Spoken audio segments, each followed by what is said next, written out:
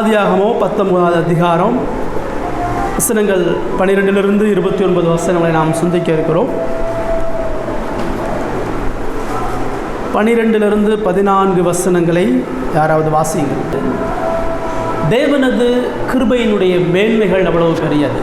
ஒரு பாவியான மனுஷனை கடவுள் எப்படி ரட்சிக்கிறார், பரிசுத்தமுள்ள தேவன் எப்படி ஒரு மனிதனை தமது நித்திய ராஜ்யத்தில் கொண்டு போய் சேர்க்கிறார், அவருடைய ரட்சிப்பில் அடங்கி இருக்கக்கூடிய மேன்மையான காரியங்களை நம்ம பார்க்க இருக்கிறோம்.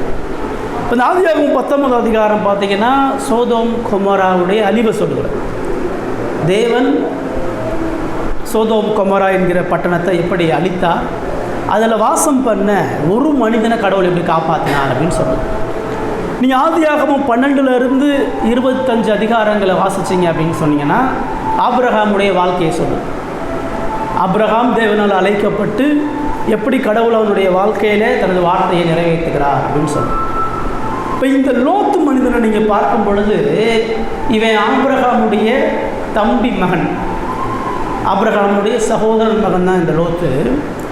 கடவுள் ஆபிரகாமை அழைத்து கானானுக்குள்ள புறப்பட்டு வரும்படியாக சொல்லும் பொழுது லோத்தும் கூட வர்றான். நீ ஆதியாகமம் 11வது அதிகாரத்தை எடுத்தீங்கன்னா ஆதியாகமம் 11வது அதிகாரம் 31வது வசனத்தை வாசிங்க. 31வது வசனம்.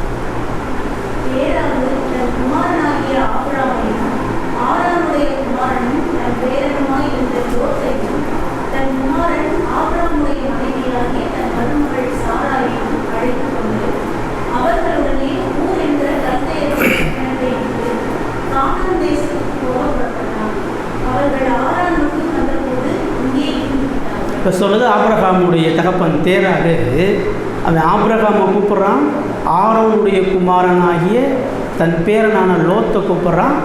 தன் குமாரன் ஆபிரகாமுடைய மனைவியாகிய சாரால் அழைச்சி கல்தேய பட்டணத்திலிருந்து வந்து கானானுக்குள்ளே வர்றான். அதான் கடவுள் அழைக்கிறார்.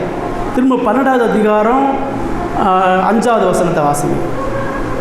12:5 4:5 12வது அதிகாரம் 4:5.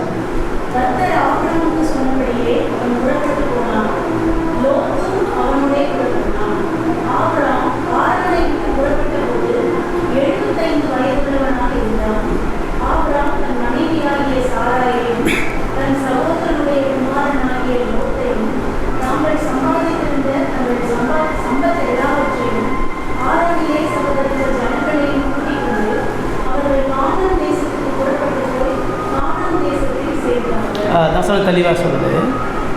தேவன் ஆபிரகாம் அழைக்கும் பொழுது ஆபிரகாம் ஒரு விக்கிரக வழிபாடுக்காரன். ஆபிரகாமுக்கு தேவன் யாருன்னு தெரியாது.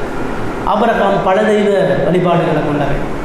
தேவன் அவனை சந்தித்து பேசி தான் மெய்யான ஜீவனுள்ள தேவன் என்று சொல்லும் பொழுது அவனுடைய குடும்பத்திலிருந்தும் அவனுடைய தேசத்திலிருந்தும் அவனை பிரித்தெடுக்கிறார். அப்படி ஆபிரகாமும் அவனுடைய மனைவி சாராலும் கடவுளுடைய வார்த்தையை கேட்டு அவர்கள் கல்தேய பட்டணத்தை விட்டு கானானுக்கு பிரயாணம் பண்ணும்பொழுது அதில் லோத்தும் கூட வரான். அப்படின்னா என்ன அர்த்தம்? லோத்தும் இந்த தேவனை அறிந்திருக்கிறான். லோத்தும் கடவுளுடைய வார்த்தையை விசுவாசித்திருக்கிறான். லோத்தும் கடவுளுடைய அழைப்பு புரிந்து நம்ம வணங்கக்கூடிய சமுதாயம் பாவத்தில் இருக்குது, நம்முடைய தெய்வங்கள் உண்மையானதல்ல, நம்ம கடவுளுடைய கோபத்தில் இருக்கிறோம், ஒரு பரிசுத்தமுள்ள உண்மையுள்ள கடவுள் இருக்கிறார், அவர் நம்மை அழைக்கிறார், அவர் நமக்கு மீட்பையும் சந்தோஷத்தையும் கொடுப்பான்றதை உணர்ந்து ஆபிரகாம் போகிறான். ஆபிரகாமோடு சேர்ந்து லோத்தும் அதுக்கு கீழ்ப்படிந்து விசுவாசித்து பயணம் பண்ணுறான். இப்போ 2 பேரும் கடவுளுடைய வார்த்தையை நம்பி விசுவாசித்து அறிந்து கானானுக்குள்ளே வராங்க. அப்படி வரும் பொழுது நீங்கள் 13வது அதிகாரத்தில் பார்த்தீங்கன்னு சொன்னீங்கன்னா அங்கே ஒரு உபத்திரவம் ஏற்படுது. கானானில் வரும் பொழுது தேவன் அவர்களை ஆசீர்வதிக்கிறார். அங்கே ஒரு பஞ்சம் வருது. அப்போ அவங்க எகிப்துக்கு போகிறாங்க, லோத்தும் போகிறான். தேவன் அநேக ஆடு மாடுகளை குறித்து ஆபிரகாம் ஆசீர்வதிக்கிறாரு. ஆபிரகாம் ஆசீர்வதிக்கப்பட்டவனா திரும்ப கானானுக்குள்ளே வர்றான். அப்படி கானானுக்குள்ளே வரும் பொழுது அவனுடைய மந்தை பெருகுது. லோத்துவையும் ஆண்டவர் ஆசீர்வதிக்கிறார். இங்கே 13வது அதிகாரம் 5, 6, 7 வசனங்களை வாசிங்க. 13வது அதிகாரம் 5, 6, 7 வசனம். ஆபிரகாமுடனே வந்த லோத்துக்கு ஆடு மாடுகளும் கூடாரங்களும் இருந்தன. அவர்கள் ஒருமித்து குடியிருந்த அந்த பூமி அவர்களை கூடாது இருந்தது. அவர்களுடைய ஆஸ்தி மிகுதியாக இருந்தபடியால் அவர்கள் ஒருமித்து வாசம் பண்ண ஏதுமில்லாமல் போயிற்று. ஆபிரகாமுடைய மந்தை மேய்ப்பருக்கும் லோத்தினுடைய மந்தை மேய்ப்பருக்கும் வாக்குவாதம் உண்டாயிற்று. அக்காலத்திலே கானானியரும் பெலிஸ்தியரும் தேசத்தில் குடியிருந்தார்கள். ரைட். இப்போ ஆபிரகாமும் லோத்தும் சேர்ந்து வாழ்கிறாங்க. கடவுள் 2 பேரையும் ஆசீர்வதிக்கிறார். 2 பேருடைய மந்தைகளும் பெருகுது, 2 பேருடைய பொருட்களும் பெருகுது, 2 பேரும் ஐஸ்வர்யமாகிறாங்க. அப்படி ஆகும் பொழுது 2 பேருடைய மந்தை மேய்ப்பர்களுக்கு பிரச்சனை வரும். ஆடு அதிகமாக வச்ச உடனே அந்த ஆடுகளுக்கான அந்த மந்தை மேய்க்கக்கூடிய புல்வெளிகள் கம்மியாக இருக்குது. இப்போ 2 மேய்ப்பர்களுக்கும் அந்த வாக்குவாதம் அது ஆபிரகாம்கிட்ட கொண்டு வராங்க. அந்த பிரச்சனை ஆபிரகாம்கிட்ட கொண்டு வரும் பொழுது ஆபிரகாம் அங்கே லோத்தை பார்த்து அவன் என்ன சொல்கிறான் அப்படின்னு சொன்னால், உனக்கும் எனக்கு சண்டை வேணாம், இந்த தேசம் எல்லாம் உனக்கு முன்னாடி இருக்குதுப்போ சண்டை சொல்கிறான். இந்த தேசம் எல்லாம் உன் கையில் இருக்குது. நீ என்னை விட்டு பிரிந்து போனால் பிரிந்து போகலாம். நீ இடதுபுறம் போனால் நான் வலதுபுறம் போகிறேன், நான் வலதுபுறம் போனால் நான் இடதுபுறம் போகிறேன்னு சொல்கிறான். இப்போ பிரச்சனை வந்தோன்னா பிரச்சனைக்கு தீர்வு ஆபிரகாம் சொல்கிறான். ஸோ உன்னுடைய வேலைக்காரர்களுக்கு என்னுடைய வாழ்க்கை சண்டை நம்ம பிரிஞ்சு போகிறத விட நீ என்னை விட்டு தள்ளி இருக்கணும்னு நினச்சா நீ தள்ளி இருந்துக்கலாம். நீ எந்த பக்கம் போறியோ அதுக்கு நான் ஆப்போசிட்டாக போகிறேன். நீ வலதுபுறம் போனால் நான் இடதுபுறம்னு சொல்லி ஆபிரகாம் சமாதானத்துக்கான ஒரு வழியை சொல்கிறான். இப்போ அந்த இடத்துல லோத்து ஆபிரகாம் தேவ மனிதன், தேவ வாக்கு தத்தங்களை பற்றவன், தேவன் அவனோடு இருக்கிறார். இந்த மந்தையோ இந்த மெய்ப்பர்களோ இந்த பொருட்களோ எனக்கு ஜீவன் கிடையாது, ஆபிரகாம் கூட இருக்கிறது தான் எனக்கு ஆறுதல். ஆபிரகாமோட சேர்ந்து வாழ்ந்தாதான் நான் தேவனுக்கு பிரியமாக வாழ முடியும் அப்படின்னு அவன் முடிவெடுக்காமல் அவன் ஆபிரகாமை விட்டு பிரிந்து போவதற்கான முடிவெடுக்கிறான். அவன் தன் கண்களை ஏறெடுத்து நீர்வளம் பொருந்திய ஒரு இடத்தை தேர்ந்தெடுத்து ஆபிரகாம்கிட்ட சொல்கிறான், நான் அங்கே குடியிருக்கிறேன் அப்படின்னு. அப்போ ஆபிரகாமும் லோத்து அந்த இடத்த விட்டு பிரிஞ்சு போகிறாங்க. இப்போ கானான்ல இருந்து கல்தேய பட்டணத்துலேருந்து கானானில் தேவனை விசுவாசித்து வந்த லோத்து இப்போ அவன் வாழ்க்கையில் ஒரு பிரச்சனை வரும் பொழுது அவன் கடவுளை விட்டுட்டு அந்த பொருளை சார்ந்திருக்கிறான். கடவுளை விட்டுட்டு கடவுள் அந்த நன்மைகள் அவனுடைய இருதயம் சார்ந்திருக்கு. ஆபிரகாமுடைய சேர்ந்து கடவுள் வாக்கு பண்ணப்பட்ட அந்த கானானை சுதந்திரிப்பதற்கு பதிலாக கானானை விட்டு ரொம்ப தூரம் தள்ளி, ஆபிரகாமை விட்டு ரொம்ப தூரம் தள்ளி தான் பார்வைக்கு எது நல்லா இருக்கோ அதை தேர்ந்தெடுக்கிறானே ஒழிய தான் இருதயத்துக்கு எது சரியோ அதை தேர்ந்தெடுக்க லோத்து மறந்துறான். சரிங்களா? ஆபிரகாம் சொன்ன உடனே லோத்து இல்லை நான் உங்களோட தான் இருப்பேன், என்னுடைய மெய்ப்பர்களை நீங்களே வச்சுக்கோங்க, சொத்தெல்லாம் கூட உங்கள்கிட்ட வந்துக்கட்டும், எனக்கு இந்த மெய்ப்பர்களும் இந்த மந்தையும் தேவையில்லை, நீங்கள் தான் எனக்கு முக்கியம், உங்கள் தேவன் தான் எனக்கு முக்கியம் லோத்து சொல்கிறான். லோத்து ஆபிரகாமை விட்டு பிரிஞ்சு போகிறான். அப்படி பிரிஞ்சு போனதுனுடைய விளைவு என்ன பார்த்தீங்கன்னு சொன்னீங்கன்னா, அவன் போய் எங்கே வாசம் உண்டான்னு அந்த பகுதி சொல்லுது. 12வது அதிகாரத்தில் 14வது வசனம். ஆபிரகாம் எகிப்தில் வந்தபோது எகிப்தியர் அந்த ஸ்திரீ மிகுந்த 13வது அதிகாரம் ஆபிரகாம் ஆதியாகமும் 13வது அதிகாரம் வசனங்கள் 11, 12, 13 வாசிங்க. 12வது அதிகாரம். அப்பொழுது லோத்து யோர்தானுக்கு அருகான சமபூமி முழுவதையும் தெரிந்து கொண்டு கிழக்கே பிரயாணம் பட்டு போனான். இப்படி அவர்கள் ஒருவரை ஒருவர் விட்டு பிரித்தார்கள். ஆபிரகாம் கானான் தேசத்தில் குடியிருந்தான். லோத்து அந்த யோர்தானுக்கு அருகான சமபூமியில் உள்ள பட்டணங்கள் வாசம் பண்ணி சோதோமுக்கு நேராக கூடாரம் போட்டான். 13 சோதோமின் ஜனங்கள் பொல்லாதவர்களும் கர்த்தருக்கு முன்பாக மகாபாவிகமாய். இப்போ லோத்து எங்கே இருக்கிறான்னு சொல்கிறது, ஆபிரகாம் கடவுள் வாக்கு பண்ணப்பட்ட கானானில் இருக்கிறான், அதை விட்டு அவன் போல. இப்போ லோத்து என்ன பண்ணுறான், அந்த கானானுக்கு வெளியே யோர்தானுக்கு அந்த புறம் பக்கத்தில் குடியிருக்கிறான். அப்புறம் கொஞ்சம் நாள் கழிச்சு இன்னும் அவனுடைய மந்தைகள் பெருகும் பொழுது அதையும் தாண்டி அங்கே இருக்கிற இன்னொரு பட்டணத்தில் குடியிருக்கிறான். அந்த பட்டணம் தான் சோதோம். இந்த சோதோமுடைய பட்டணத்தை குறித்து நமக்கு தெளிவாக சொல்லுது, அந்த ஜனங்கள் பொல்லாதவர்களும் கர்த்தருக்கு முன்பாக மகா பாவிகளமாக இருந்தார்கள். ரொம்ப மோசமான பாவமுள்ள ஜனங்கள் வாழக்கூடிய மக்களிடத்தில் போய் அவன் சேர்ந்து வாசம் பண்ணுறான். தவறான முடிவு எடுக்கிறான், தவறாக ஆசைப்படுறான், அதனுடைய விளைவு தவறான இடத்துல போய் உட்கார்றான். இப்படி தவறான இடத்துல போய் உட்கார்ந்தோட நாங்கள் என்ன நடக்குதுன்னு பார்த்தீங்கன்னா, அந்த சோதோமின் மேலே ஒரு யுத்தம் வரும். யுத்தம் வந்து சுற்றியுள்ள ராஜாக்கள் ஒரு 7 ராஜாக்கள் படையெடுத்து அந்த சோதோமை கைப்பற்றிட்டு லோத்தையும் அவனுடைய மனைவி பிள்ளைகளெல்லாம் கைது பண்ணி சிறையை அடிமையாக்கிட்டு போயிட்டான். அதுதான் நம்ம 14வது அதிகாரத்தில் நம்ம வாசிக்கிறோம். சரிங்களா? 14வது அதிகாரத்தில் 11வது வசனம், 14, 11, 12 வாசனம். 14வது அதிகாரம் 11, 12 வசனம்.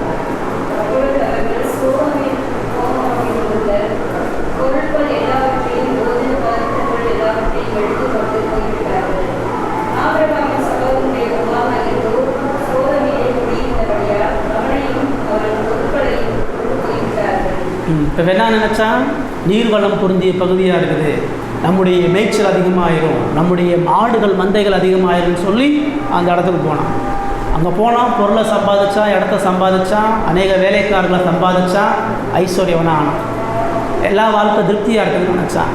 ஆனால் அங்கே மக்கள் கொல்லாத ஜனங்களை, அதனால் தேவன் அந்த ஜனங்களை கைது பண்ணி அந்த ஜனங்களிடத்தில் யுத்தத்தை அனுப்பி அந்த ஜனங்களுக்கு நீதியான தண்டனை கொடுக்கும் பொழுது லோத்தையும் சேர்த்து கைது பண்ணிட்டு போகிறாங்க. லோத்துடைய பொருள், லோத்துடைய மனைவி, பிள்ளைகள் எல்லாரையும் அடிமையாக சிறை பிடிச்சிட்டு போகிறாங்க.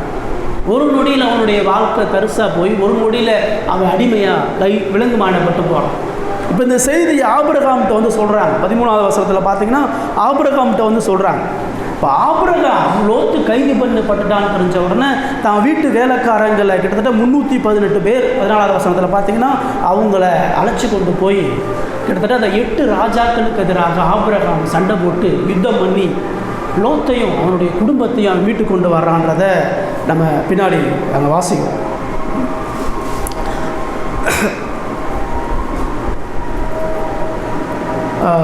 அதே 14வது அதிகாரம் 15, 16 வாசனம். 14வது அதிகாரம் 16வது வசனம் வாசனம்.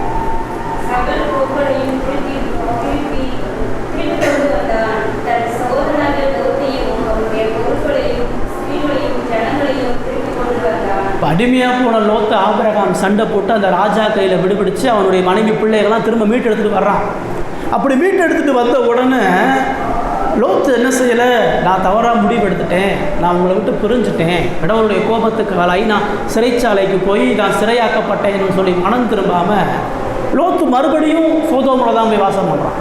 ஆபிரகாம் அவனை விடுவித்து கூட்டி வந்த பின்னாடியும் கூட லோத்து மறுபடியுமாக சோதோமில் போய் வாசம் பண்ணுறத பார்க்குறோம். அவன் ஆபிரகாமோட சேர்ந்தில்லை.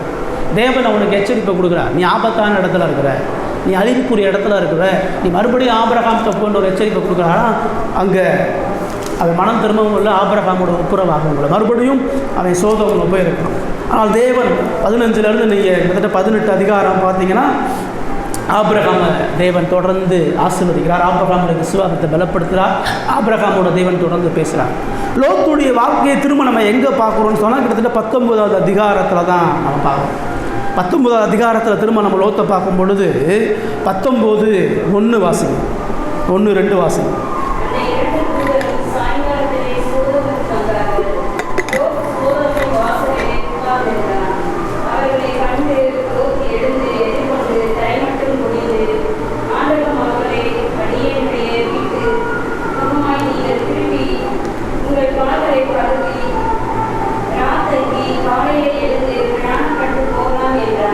ரைட்.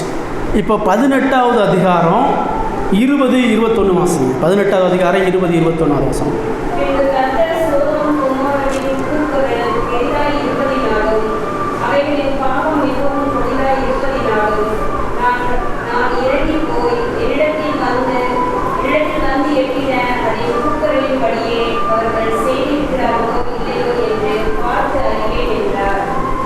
சோதோமுக்கு மறுபடியும் லோத்து வர்றான். அந்த ஜனங்கள் மறுபடியும் கொல்லாத பாவம் செய்கிறாங்க. அவங்களுடைய பாவம் அதிகரிக்குது. தேவன் சோதோம் குமாராவுடைய கூக்குரல், அங்கு நடக்கக்கூடிய அநியாயமான பாவங்களை குறித்த அழுக, ஒடுக்கப்பட்ட ஜனங்களுடைய கண்ணீர், அந்த பாவத்தை நிமித்தமாக பாதிக்கப்பட்ட மக்களுடைய கூக்குரல் அவர் கேட்டு, அவைகளின் பாவம் மிகவும் கொடிதாக இருப்பதனால நான் இறங்கி போய் என்னிடத்தில் வந்த 8 அந்த கூக்குரலின்படி அவர்கள் செய்திருக்கிறார்களோ இல்லை என்று பார்த்தறிவேன். உண்மையாகவே அவர்களுடைய பாவம் மோசமாக இல்லையான்னு பார்த்து அவர்கள் நியாயம் தீர்க்க போகிறேன். அவர்களை சங்கரிக்க போகிறேன்னு சொல்கிறார். இந்த செய்தியை ஆண்டவர் ஆபிரகாம்கிட்ட வந்து சொல்கிறார். ஆபிரகாம்கிட்ட வந்து, ஏன்னா ஆபிரகாம் லோத்தை நேசிக்கிறான். ஆபிரகாமுடைய மகனை போல லோத்து இருக்கிறான். அவனுடைய சகோதரன் மகன் தான் மகனை போல் அவன் நேசித்து வளர்கிறான். அவன் தன்னை விட்டு பிரிஞ்சு போன பொழுதும் அடிமையாக போன பொழுதும் அவனுக்காக தான் உயிரை கொடுத்து காப்பாடி கொடுத்துட்டு வரான். ஸோ ஆபிரகாம் லோத்தை எவ்வளோ நேசிக்கிறான். லோத்து எவ்வளவு பின்வாங்கி போனாலும் ஆபிரகாம் எவ்வளோ லோத்து மேலே அன்பு கூர்ந்திருக்கிறான்றதை ஆண்டவர் அறிந்து ஆபிரகாம்கிட்ட வரார். ஏற்கனவே லோத்துக்கு நான் வாய்ப்பு கொடுத்தேன். லோத்து இப்போ மனம் திரும்பலை. இப்போ அந்த பட்டணம் மிக பாவத்தில் கொடிதாக இருக்குது. நான் அந்த பட்டணத்துக்கு நீதி செய்ய போகிறேன். அதனால் நீ கவனமாக இரு. ஆபிரகாமே, உன் பிள்ளைகளுக்கு சொல்லு. உன் பிள்ளைகள் நீதி நியாயங்களை கை கொள்ளாமல் பாவம் செஞ்சால் அவங்க தண்டிக்கப்படுவாங்க. உன் பிள்ளைகளுக்கு சொல்லுன்றதுக்காக தான் ஆபிரகாம் வந்து சொல்கிறார். ஆபிரகாம் லோத்து அங்கே இருக்கிறான்றதை தெரிஞ்சு ஆண்டவர்கிட்ட பரிந்து பேசுகிறான். ஆண்டவரே, அந்த பட்டணத்தில் அவ்வளோ தெரு பட்டணத்தில் ஒரு 50 பேர் நீதிமான்களாக இருப்பாங்க. 50 பேர் உங்களுக்கு பயந்து வாழக்கூடிய மக்களாக இருப்பாங்க. அதுக்காக நான் அவங்க நீ அழிச்சிருவீங்களான்னு கேட்குறேன். கடவுள் சொல்லாரு, அந்த ஊரில் 50 கடவுளுக்கு பிரியமானவர்கள், கடவுளுக்கு பயந்தவர்கள் தான் அந்த ஊர் அழிக்க மாட்டேங்கிறார். இப்போ அவன் சொல்கிறான், ஒருவேளை 45 பேர் இருந்தால், 30 பேர் இருந்தால், 20 பேர் இருந்தால், 10 பேர் இருந்தால் அழிச்சிருவீங்களான்னு கேட்குறேன். ஆண்டவர் சொல்கிறாரு, 10 பேர் அந்த ஊரில் கடவுளுக்கு பிரியமாக இருந்தால் நான் அழிக்க மாட்டேன். அதுக்கப்புறம் ஆபிரகாம் 5, 6, 7 தான் போகலை. இப்போ ஆபிரகாம் என்ன நினைக்கிறான்னா, லோத்து, அவனுடைய மனைவி, 2 பிள்ளைகள், மருமகன்கள், ஒரு 10 பேர். லோத்துடைய குடும்பம் கட்டாயம் கடவுளை அறிந்து கடவுளுக்கு உண்மையாக இருக்கும். லோத்து நிச்சயம் இந்த வாக்குத்தத்தம் உள்ள இந்த கடவுளை விசுவாசித்து தன் பிள்ளைகளெல்லாம் பாதுகாத்துருப்பான். அதனால் அவன் குடும்பம் காப்பாற்றப்பட்டால் கூட போதும். 10 பேருக்கு கீழே இருந்தால், 10 பேருக்கு கீழே இருந்தால் அழிச்சிருங்கன்னு ஆபிரகாம் அங்கே சொல்கிறான். ஆபிரகாம் 10 பேர் இருந்தால் அழிக்காதீங்கன்னு சொல்லும் பொழுது 10க்கு குறைவாக அங்கே மக்கள் இருக்கிறாங்கன்னு சொன்னால் அதில் உங்களுடைய கோபத்தை செலுத்துங்க. ஆனால் உண்மை என்னன்னு பார்த்தோம்னா, அதில் கடவுளுக்கு பிரியமானு கூட நம்ம சொல்ல முடியாது. கடவுளுடைய கிருபையை பெற்ற ஒரே ஒருத்தன் தான். அந்த ஒரு மனிதனுக்காக, அது ஒரு மனிதனையும் காப்பாற்றினா கடவுள் முழுமையை அளிக்கிறார். அதுதான் நம்ம 19ஆவது அதிகாரத்தில் நம்ம பார்க்குறோம். ஆபிரகாம் பரிந்து பேசுகிறான். ஆபிரகாமுடைய இருதயத்தை ஆண்டவர் பார்க்குறான். ஆபிரகாம் லோத்தை எவ்வளோ நேசிக்கிறான். ஆபிரகாம் லோத்தை காப்பாற்றுவதில் எவ்வளோ போராடுறது ஆண்டவர் பார்த்து அவர் சோதோம் கொமோராவுக்கு வரார். இப்போ சோதோம் கொமோராவில் வரும்பொழுது லோத்து பட்டண வாசலில் உட்காந்துருக்கிறான். அப்படின்னா யார்? அவன் பட்டணத்தினுடைய நியாயாதிபதி. லோத்து சோதோம் கொமோராவை நியாயம் விசாரிக்கக்கூடிய இடத்துல உட்காந்துருக்கிறான். பாவம் செய்து பாவத்தில் திளைத்திருக்கக்கூடிய அந்த பட்டணத்தில் அநேக ஐஸ்வர்யத்தையும் கனத்தையும் பெற்றனால அது நியாயம் விசாரிக்கிறவன் உட்காந்துருக்கிறான். இப்போ தேவதூதர்கள் அங்கே வராங்க. இப்போ அந்த தேவதூதர்களை அவன் வீட்டில் நீங்கள் வீதியில் தங்காதீங்க. இந்த மக்கள் பொல்லாத மக்கள், இந்த மக்கள் விபச்சார சந்தை கொண்டவங்க, இந்த மக்கள் ஆண் புணர்ச்சிக்காரர்கள். உங்களை பார்த்தாங்கன்னு சொன்னால் அவங்களை அவமானப்படுத்திடுவாங்க. தயவு செஞ்சு வீட்டுக்கு வாங்க. அப்போ அவங்க வாழக்கூடிய பட்டணம் எவ்வளவோ அயோக்கியமாக அசுத்தமாக இருக்குது. இந்த அசுத்தமான பட்டணத்தில் தான் தன் பிள்ளைகளை வைத்து கொண்டு அவன் வாழ்ந்து கொண்டு இருக்கான். அந்த அசுத்தமான பட்டணத்தில் அவன் வாழ்ந்து தான் இருதயத்தில் அந்த பாவத்தை குறித்து அவன் அங்கலாகிறான். அந்த இருதயத்தில் அவங்களுடைய பாவத்தை குறித்து அவன் புலம்புறான். அதனால் அவன் அந்த ஊரை விட்டு அவனால் வர முடியாது. அந்த மக்களை விட்டு அவனால் வர முடியாது. மறுபடியும் ஆபிரகாமுடைய ஒரு நல்ல உறவுக்குள்ளாக அவன் மனம் திரும்பவே இல்லை. நான் தேவன் இந்த இடத்துல லோத்துட்ட வந்து பேசி லோத்து அவர்களுக்கு உணவு வந்து கொடுக்குறான். இந்த அதிகாரத்தை பார்த்தீங்கன்னா ரொம்ப பயங்கரமாக இருக்கும். பாவத்துடைய கொடூரத்தெல்லாம் நீங்கள் வாசிக்கலாம். நம்ம நினைக்கக்கூடாது காலம் கலிகாலம் ஆயிடுச்சு, இன்றைக்கி தான் எல்லா பாவமும் இருக்குது, இன்றைக்கி தான் ரொம்ப மோசமாக ஊர் இருக்குது. இல்லை, அந்த காலத்துலேருந்தே அப்படி தான் இருக்குது. பாவம் என்றைக்குமே மாறவே மாறாது. இல்லைங்களா? இன்றைக்கி இந்த மீடியாலாம் வந்தனால ரொம்ப வெளிச்சமாக எல்லா பாவமும் தெரியுது. அன்றைக்கும் மோசமான பாவங்கள்லாம் இருந்தது. இப்போ இந்த சோதோம் கொமோரா பட்டணத்து மக்கள் லோத்து இருந்த வீட்டை சுற்றி வந்துட்டாங்க. யாரும் புதுசாக 2 பேர் லோத்து வீட்டுக்கு வந்திருக்காங்கப்பா, யாரும் தெரிஞ்சுக்கலான்னு சொல்லி நைட்டு நேரத்தில் சிறியோரும் பெரியோரும் எல்லாரும் கூட வந்தாங்கன்னு சொல்லுது. 19 4வது வசனத்தை வாசல் 19:4.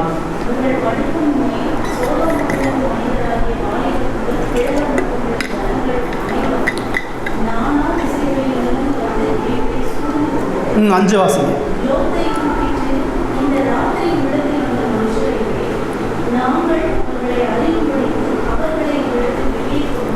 நைட்டு நேரம் எல்லாம் படுத்து தூங்குகிற நேரத்தில் அந்த வசனம் சொல்லுது, அந்த வாலிபர் முதல் கிழவர் மட்டும், ஊரில் உள்ள வயசு பையன்லேருந்து கிழமை வரைக்கும் எல்லாம் அவன் வீட்டை கொண்டு வரான்.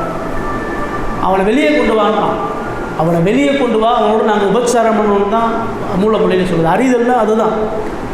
அவனை நாங்கள் அவமானப்படுத்தணும்னு சொல்லி அவங்க எல்லோரும் சேர்ந்து சொல்கிறாங்க. ஆனால் லோத்து வந்து இந்த மன்றாடுகிறான். லோத்து அங்கே வந்து என்ன சொல்கிறான் நீங்கள் பார்த்தீங்கன்னு சொன்னீங்கன்னா 5, 6, 7 வரைக்கும் வாசிங்க. 6, 7 எப்படி வாசிங்க. அப்பொழுது லோத்து வாசலுக்கு வெளியே வந்து தனக்கு பின்னாலே கதவை பூட்டி அவர்களிடத்தில் போய், சகோதரரே, இந்த அக்கிரமம் செய்ய வேண்டாம். இதோ புருஷரை அறியாத 2 குமாரத்திகள் எனக்கு உண்டு. அவர்களை உங்களிடத்தில் வெளியே கொண்டு வருகிறேன். அவர்களுக்கு உங்கள் இஷ்டப்படி செய்யுங்கள். இந்த புருஷர் என் கூரையின் நிழலிலே வந்தபடியால் இவர்களுக்கு மாத்திரம் ஒன்று செய்ய வேண்டாம் என்றான். பார்த்தீங்களா, லோத்துடைய நிலைமை அதுதான்.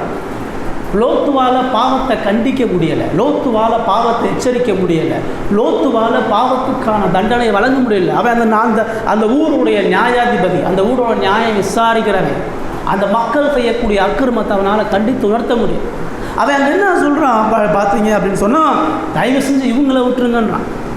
இவங்களுக்கு இந்த அக்கிரமம் பண்ணாதீங்க, இவங்களை அவமானப்படுத்தாதீங்க, இவங்க நல்லவங்க, வெளியூர்லேருந்து நம்மளை விசாரிக்க வந்திருக்கிறாங்க. கல்யாணம் பண்ணாத என்னுடைய 2 பிள்ளைகள் இருக்காங்க, அவங்கள நான் உங்களுக்கு கொடுத்துட்றேன், அவங்களுக்கு நீங்கள் எவ்வளோ அக்கிரமம் வேணாம் பண்ணுங்கன்றான். ஒரு பாவத்தை மறைக்கிறதுக்கு இன்னொரு பாவத்தை செய்ய சொல்கிறான். பாவத்தை குறித்த லோத்துடைய இருதயம் எவ்வளவு குளிர்ந்து போயிருக்குது, அவன் எவ்வளவு அந்த ஜனங்களுடைய பாவத்தால் கரப்பட்டவனாக இருக்கிறான், அவனும் பாவத்தை குறித்து எவ்வளவு லேசாக கையாளுகிறான். கடவுளற்ற அவனுடைய வாழ்க்கை ஆபிரகாமோடு தேவனோடு சரியான உறவில் இல்லாமல் அந்த மக்களை போல, அந்த மக்களை விடவே எந்த வகையில் யோக்கியம் கிடையாது. அந்த மக்களுக்கு இருந்த அதே விபச்சாரம் தான் இவனுக்கு இருக்குது. இவனுக்கு அவன் என்ன சொல்கிறான், என் மகளை நீங்கள் கற்பழிச்சா பரவாயில்லன்றான். அந்த பாவம் தப்பு இல்லை, ஆனால் இவர்களை பண்ணுறது தப்புன்றான். அப்போ அவனுடைய இருதயமும் சிந்தையும் அந்த மக்களுடைய இருதயத்தை போல இருக்குதுன்றதை பார்க்குறோம். இப்படிப்பட்ட அவன்கிட்ட எந்த கடவுளுடைய பக்தி இல்லை, அவன்கிட்ட எந்த ஜபமும் இல்லை, எந்த வார்த்தையும் அவன் சொல்லலை, எந்த தேவனுடைய வார்த்தைகளையும் அவன் பற்றி கொண்டவனா அந்த இடத்துல இல்லை. சரிங்களா? அந்த இடத்துல அப்போ என்ன நடக்குதுன்னு சொன்னால், அவங்க சொல்கிறாங்க, நீ வெளியே போ. 9வது வசனத்தை வாசிங்க. அதற்கு அவர்கள், அப்பாலே போ பிரதேசியே, வந்த இவனை நியாயம் பேசுகிறது. இப்பொழுது அவர்களுக்கு செய்வதை பார்க்கணும், உனக்கு அதிகம் கொள்ளாப்பதை செய்வோம் என்று சொல்லி லோத்து என்பவனை மிகவும் நெருக்கி கதவை உடைக்க கிட்டினார்கள். மக்கள் சொல்கிறான், நீ பரதேசி, வேற ஊரில் இங்கே வந்து குடியிருந்த, என் மேலே உனக்கு என்னடா அதிகாரம், நீ அவங்கள விடலன்னு சொன்னால் நீ அவமானப்படுவன்ற ஒரு எச்சரிப்பை சொல்கிறான். இதெல்லாம் அந்த மக்கள் இப்படி தான் அவனுக்கு தெரியும். அவன் கதவை கூட்டிட்டு அவனை நெருக்கி கதவை உடைக்கிறதுக்கு வந்துட்டுருக்கிறான். அப்போ உள்ளே இருக்கிறத அந்த தேவதூதர்கள் என்ன செய்கிறாங்கன்னு பார்த்தீங்கன்னு சொன்னால், அவங்க வெளியே கையை நீட்டி லோத்தை வீட்டுக்குள்ளே திரும்ப இழுத்து அங்கே இருக்கக்கூடிய சிறியோருக்கும் பெரியோருக்கும் குருட்டாட்டம் பிடிக்கப்படினார்கள்னு அந்த வசனம் சொல்லுது. 11வது வசனம். கடவுளால் அனுப்பப்பட்ட அந்த தூதர்கள் அவர்களுடைய கண்களை குருடாக்கி அந்த வீடை கண்டுபிடிக்க முடியாத அளவுக்கு பண்ணிட்டாங்க. பண்ணதுக்கு அப்புறம் தான் நம்ம 12வது வசனத்தில் பார்க்குறோம். 12 வாசனம் 12. இவ்விடத்தில் இன்னும் உனக்கு யார் இருக்கிறார்கள்? மருமகளாவது குமாரராவது குமாரத்திகளாவது பட்டணத்தில் உனக்கு இவர்களாவது இருந்தால் அவர்களை இந்த ஸ்தலத்திலிருந்து வெளியே அழைத்து கொண்டு போ. 13 வாசனம். நாங்கள் இந்த ஸ்தலத்தை அழிக்க போகிறோம். இவர்கள் கூக்குரல் கர்த்தருடைய சமூகத்தில் பெரிதாக இருக்கிறது. இதை அழிக்க கர்த்தர் எங்களை அனுப்பினார் என்றார்கள். அந்த மக்கள் எல்லாம் குருடாக்கிட்டு அந்த மக்களை கூட்டாட்டம் பண்ணிட்டு இப்போ அந்த தூதர்கள் லோத்தை பார்த்து சொல்கிறாங்க, இன்னைக்கு இப்போ உனக்கு கூட யார் இருக்கிறா, இந்த ஊரில் உனக்கு யார் இருக்கிறா, உன் மனைவி பிள்ளை உன் மருமக எல்லாரையும் கூட்டிட்டு இந்த நொடி இந்த வீட்டை விட்டு காலி பண்ணி ஓடி போயிடும். கடவுள் இந்த ஊரை அழிக்க போகிறார். இந்த மக்களுடைய பாவத்தை கடவுள் நியாயம் விசாரிக்க போகிறார். இவர்கள் எவ்வளோ அயோக்கியர்கள்னு தெரிஞ்சிருச்சு, இவர்கள் எவ்வளோ உபச்சாரம் இருந்தவர்கள் தெரிஞ்சிருச்சு. தேவன் இதை அழிக்க போகிறார். கடவுளுடைய சமூகத்தில் இது பெரிதாக இருக்கிறது. கூப்பிட்டு யாரெல்லாம் சொந்தக்காரர்கள்லாம் எல்லாரையும் ஓடுகிறார்.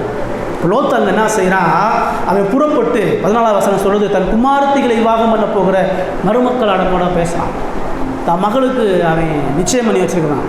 அந்த மருமக்கள் மாட்ட போய் பேசுகிறான்.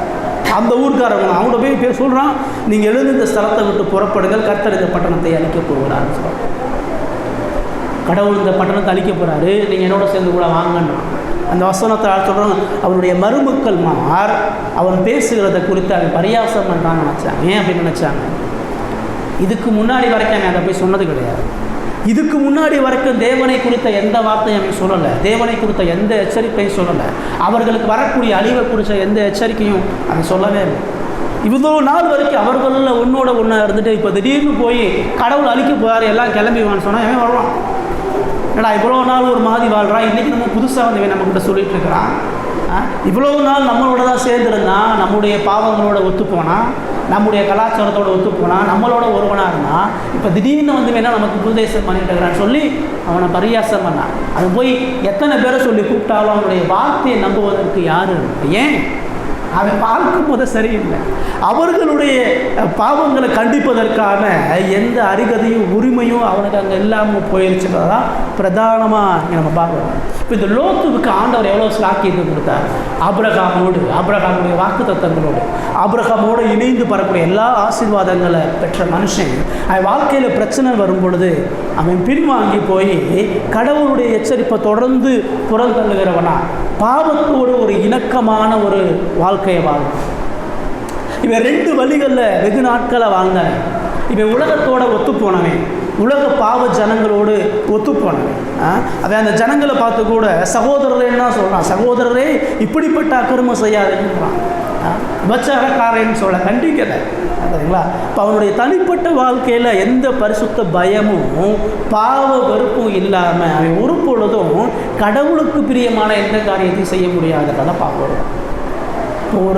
ஒரு பாவியை கடவுள் ரட்சிக்க வரும் பொழுது அந்த பாவியினுடைய அக்கிரமும் பாவமும் எவ்வளவு கொள்ளாதான் இருக்குது.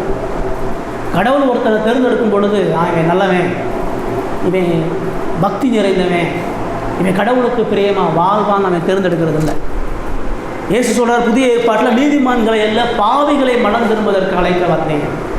அந்த லோத்து எவ்வளோ மோசமான பாவியாக இருந்தாலும், அந்த லோத்து கடவுளுடைய வார்த்தையை புறந்தள்ளவனாக இருந்தாலும், அந்த லோத்து கடவுளுக்கு பிரியமாக ஒரு சொட்டு கூட நீதி செய்யணும். நீங்கள் லோத்து வாழ்க்கையை எடுத்தீங்கன்னா ஒரு இடத்துல கூட அந்த தேவனுக்கு பயந்தவன்னு சொல்லவே இல்லை. லோத்துவுடைய வாழ்க்கையிலிருந்து எந்த நன்மையும் நம்ம அடைய முடியாது. ஆனால் அந்த லோத்துவை காப்பாற்றுறதுக்கு கடவுள் சோதோம் குமாரன் வந்திருக்கிறாங்க. அந்த முழு பட்டணத்தை அழித்தாலும் 10-11 நாள் லோத்துமே அழிச்சிருந்துருக்கலாம். ஆனால் கடவுள் அவனை அழிக்காமல் அவனுடைய அக்கிரமத்தையும் பாவத்தையும் மன்னிக்கிறவரா, அதிலிருந்து அவனை காப்பாற்றுகிறவரா, அதிலிருந்து அவனை விடுவிக்கிறவரா, முதல்ல நீ இந்த இடத்த விட்டு தப்பிச்சு ஓடுன்ற ஒரு கூக்குரலை கொடுங்க. உங்களை என்னையும் கடவுளுக்கு தான் சந்திக்கிறேன்.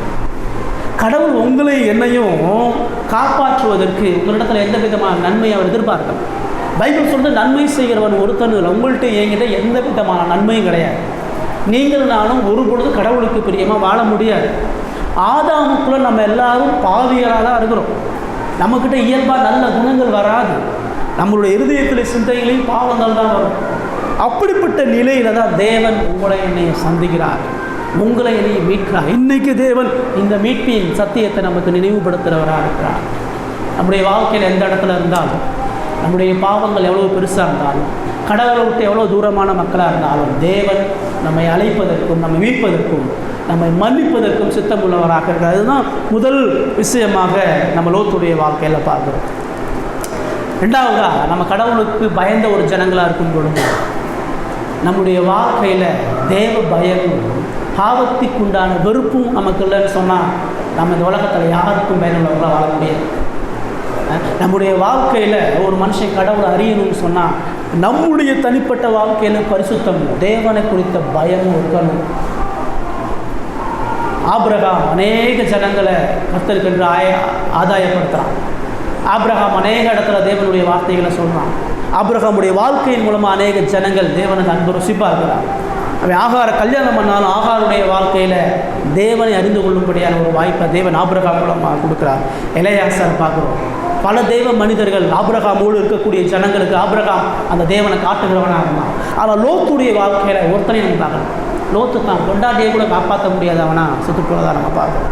ரைட். இப்போ ரெண்டாவதாக நம்ம லோத்துடைய வாழ்க்கையில் பார்க்கக்கூடிய ஒரு முக்கியமான காரியம் 15 22 வசனங்களை பார்க்கிறோம்.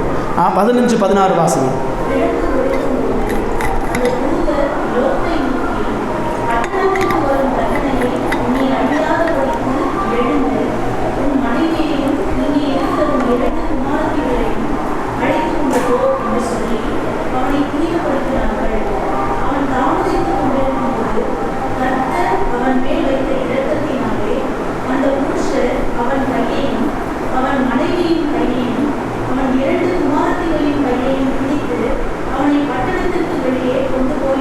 பாருங்கள், இவன் போய் ஒவ்வொரு வீட்டாக சொல்கிறான், கடவுள் அழிக்க போகிறாரு, எல்லாரும் வந்துடுங்க, கடவுள் அழிக்க போகிறாரு, எல்லாரும் இந்த ஊரை விட்டு போயெல்லாம் வாங்குன்றாங்க. யாரும் அவனுடைய பேச்சை கேட்கல.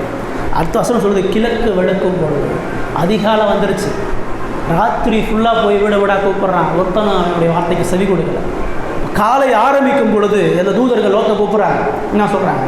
உன் டைம் முடிஞ்சு, உனக்கு டைம் கொடுத்தேன், உனக்கு எல்லா காரியத்தையும் கொடுத்தேன், உன்னால் யாரையும் கூப்பிட முடியலை, நீ இந்த பட்டணத்தில் இருக்காமல் நீ ஓடு, நீ பட்டணத்துக்கு வரக்கூடிய தண்டனை நீ அழியாதபடிக்கு நீ எழுந்து உன் மனைவி இங்கே இருக்கிறவங்க 2 மகள்களை அழைத்து கொண்டு போ என்று சொல்லி துரிதப்படுத்தினார்கள். ஏன்னா கடவுளுடைய நேரம் வந்துடுச்சு. கடவுள் இந்த நேரத்தில் இந்த சோதோம் அழிக்குவதற்கான கட்டளையாட்டை கொடுத்துட்டார். ஒழுங்காக ஓடி போய் இங்கே இருக்கார். அவனை துரத்துறாங்க. இப்போ அந்த சத்தத்தை கேட்டு யாருமே வரலன்ட்டு அவன் குடும்பத்தை கூப்பிட்டு அவன் ஓடி போகலை. அவன் அங்கேயே தான் இருக்கிறான். என்ன செய்ய முடிச்சிட்ருக்கிறான்.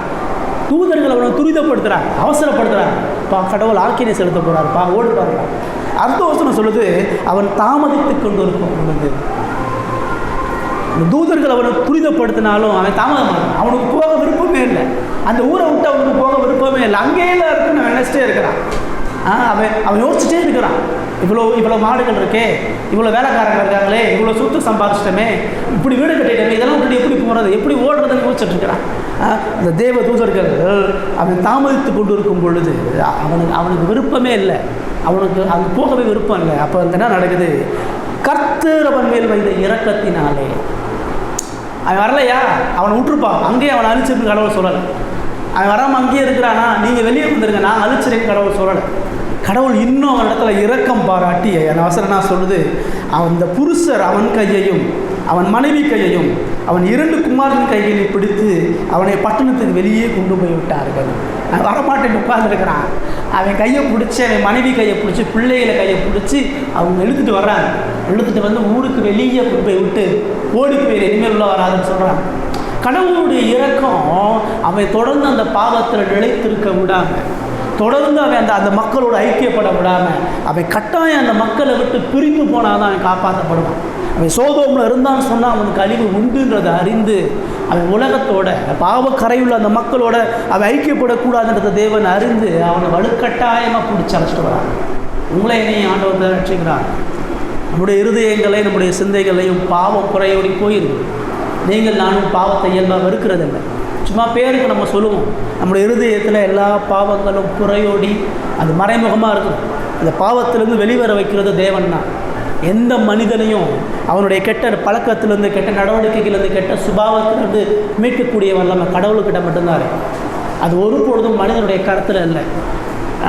100 முறை 1000 முறை கூப்பிட்டாலும் லோத்து சோதம் மூட்டு வரமாட்டான். அவன் அங்கே தான் இருப்பான்.